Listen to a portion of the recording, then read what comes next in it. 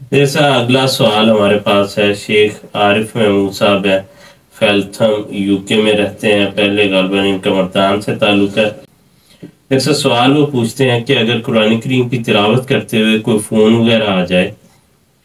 تو کیا اسی جگہ رک سکتے ہیں، یا جو آیت تلاوت کی جا رہی ہے اس کو مکمل کرنا ضروری ہے؟ بات دراصل یہ ہے کہ یہ کوئی ایسی چیز نہیں، قرآن کریم کی تلاوت،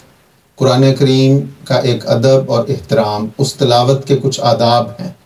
اور اس کے لیے، اور خاص طور پہ قرآن کریم کو اگر ہم دیکھیں تو اس میں اتنی لمبی لمبی آیات بھی نہیں ہیں، اور انسان کو اگر کوئی فون آج کل کے زمانے میں 2 4 6 گھنٹیاں تو ہوتی ہیں فون پہ، یہاں تک کہ اگر باہر بھی کوئی بیل دے رہا ہے تو انسان کے پاس قرآن کریم کی تلاوت کرتے ہوئے اتنا موقع ضرور ہوتا ہے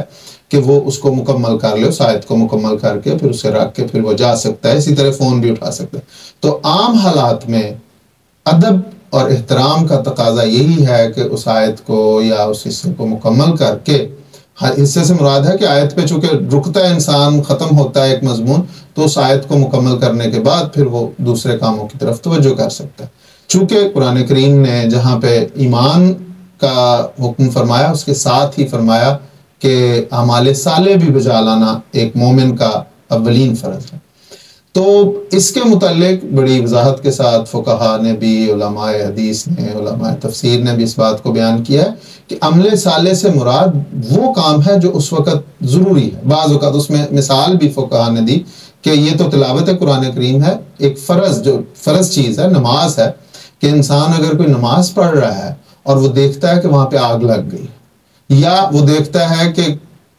یا اس کو محسوس ہوتا ہے کہ کسی کو خطرہ ہے، کوئی بچہ ہے، اس کی طرف کوئی سانپ یا کوئی ایسے آموزی جانور بڑھ رہا ہے، تو اس وقت وہ کہتے ہیں کہ عمل صالح یہ ہے کہ اس بچے کی جان بچائی جائے، اور یا اگر آگ لگ گئی ہے تو اس آگ سے بچاؤ کا اہتمام کیا جائے، نہ یہ کہ انسان وہیں پہ اپنی نماز کو جاری رکھے۔ تو یہاں تک انہوں نے یہ دی ہے کہ اس وقت انسان نے خود فیصلہ کرنا ہے کہ کیا، کون سا عمل اس وقت عمل صالح بن رہا ہے اللہ تعالیٰ کی نظر میں۔ تو اگر تو کوئی ایسی صورتحال ہے کہ کوئی چارہ نہیں ہے اس پہ، تو جیسے میں نے کہا کہ وہ پھر اسی وقت بھی اسے چھوڑ سکتا ہے،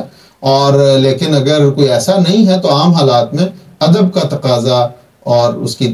تلاوت کے آداب میں سے ایک یہ ہے کہ اس کو مکمل کر کے پھر انسان دوسرے کام کی طرف متوجہ کرے۔ ٹھیک ہے۔